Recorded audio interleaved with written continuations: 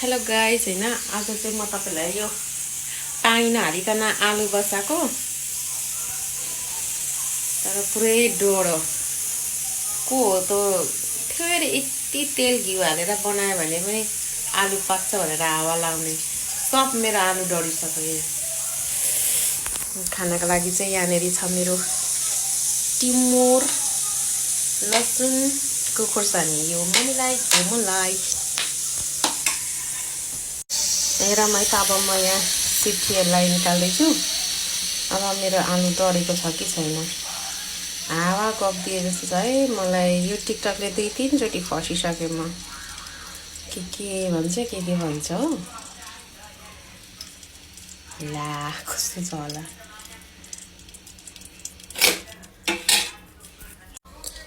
ओहो पाकेर त लिएर त हेलो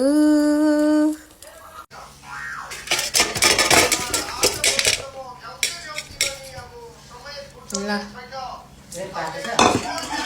अलिक धेरै सिटी लगाइहालेँ कि क्या हो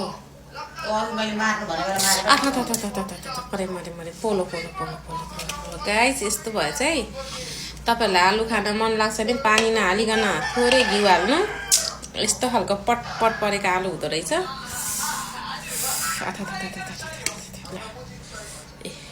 यस्तो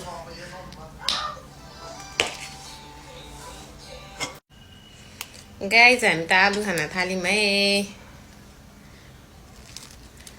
यहाँ घिउ नै घिउ भएर के भन्नु र यहाँ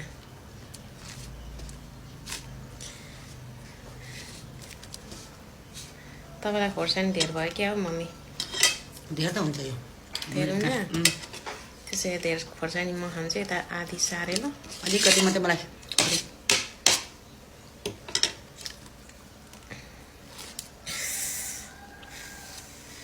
यो पानी नहालेको आलु है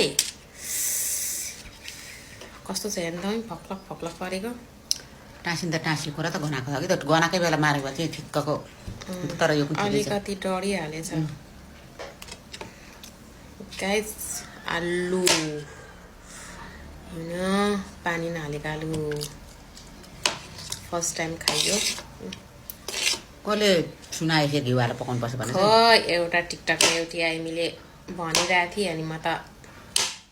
2 चोटि धोका भइसक्यो क्या मलाई एकचोटि ढिँडो पकाएको एकचोटि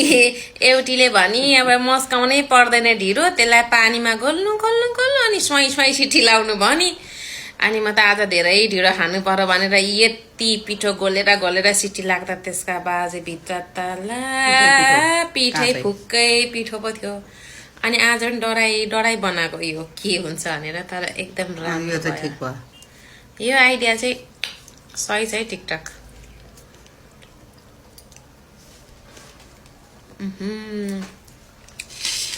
मम्मी सही छ त हौ आलु पनि अगाडि राख्नु पर्यो हेर्नु न कत्रो आलु थियो भनेर टिकटकमा ठुलै देखिन्छ सानो छैन सानो भयो पनि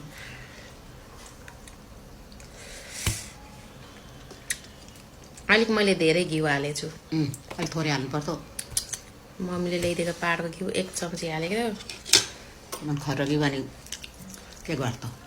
चम्ची चाटेको लास्टमा मिठो पो रहेछ मिठो हाल घिउ छ त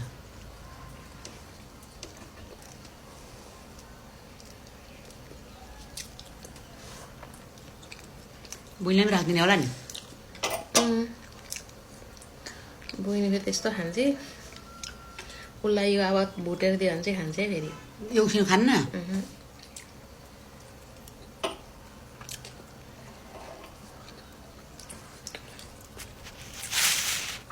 मम्मीको त अनुहारै झन्नै काटेछ हौ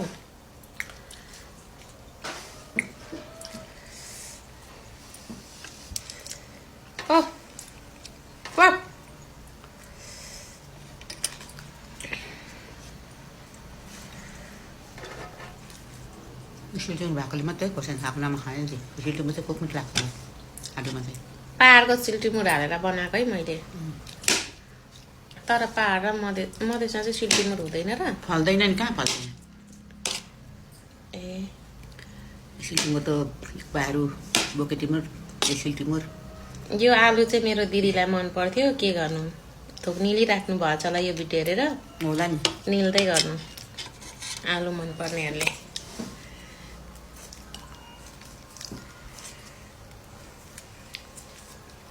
आलु पनि थुक्नुहुन्छ त हौ तपाईँ चाहिँ के भयो के छ पाउनु भयो खोर्सानी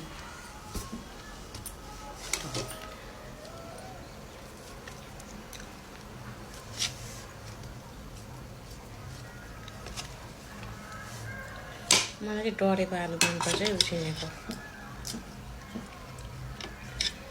उभान हुन्छ दिपुको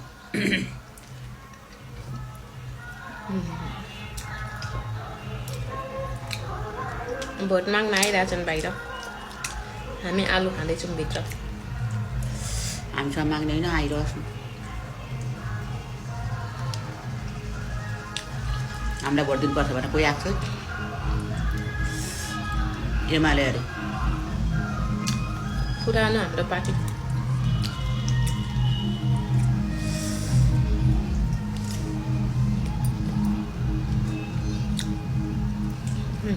कस्तो मिठो भयो अब कति किलो वेट बढ्ने भयो अझै आलु खाएर आलुले मोटाउँछ नि हो र पाहाडमा कति खान्छौँ त आलु हामीसँग मोटा चाहिँ भनेर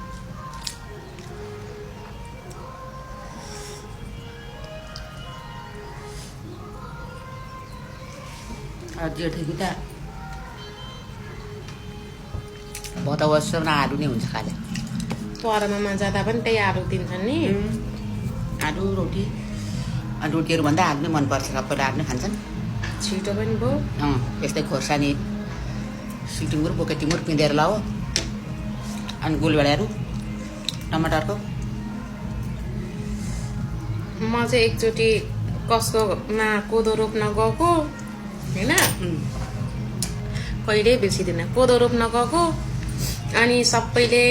त्यो पोलेको मकै थियो अनि मकै भट्टामास थियो होइन अनि एउटा यस्तो पाल टाङ्दिएको थियो अनि पानी पनि परिरहेको थियो अनि सबैजना एक एक ग्रुप भएर खाने त्यहाँनिर ओछ्याइदिएको थियो सबैजना ड्याम ड्याम ड्याम ड्याम बसिहालेँ म त कहाँ बस्ने भुइँमा हेर हिलो छ अनि उभिएर खाने कि बसेर खाने पहिलोचोटि परमा गएको अनि एक घोगा मकै बोकेँ एक मुठी मकै बोकेँ अर्कोले भन्छ यता आइज भन्छ अनि उता जानु कि भनेर हेर फेरि खानेकुरा हेर छैन अनि फेरि यहीँ बस भन्छ नि त्यहाँ हेर भुइँमा बस्ने ठाउँै छैन त्यसो गर्दा गर्दै नखाइकन गयो मेरो त आउन त हाम खाएको खाइ गरेर दारा फिजाएर सिद्धाइहालेँ म लाटी कोग्लेटी कता जाने भनेर सोच्दै उनीहरूले त सबै खाजा खाइसकिहाले म त लास्ट टाइम कति चित्त दुखो त कोदो रोप्नु जान्छ उहाँ भोकै रोप्नु पर्यो भोकै त थिइनँ जब एउटा मकै तानेको त पनि दुधे मकै परेछ कलिलो अनि यति मकै मुठीमा लिएको एउटा हातमा मकैको घोगा टिपेको अनि कुन हातले खाने अनि कुन के अनि खान त खाएँ त नि बिचारा अब बसेर खानु पाएको झिराम तिनीहरू सँगै खान्थे त है म र त आएर सबै झ्यापझुप उनीहरू त बसेर मुठीको मुठी अचार पनि खान्छन् पानी पनि घड्काउँछन् आफू त एउटा हातमा मकै यति गर्दै खन्ने बेला भइहाल्यो फेरि रोप्न जाने लु हिँड्नु भनेर उठिहाले जराक जुरुकै खाजा पनि सिधाइहाले चराप चिरिपै अनि त कोदो रोप्नु जाँदामा मलाई मुटु भर्खन्ने र खान नपाएर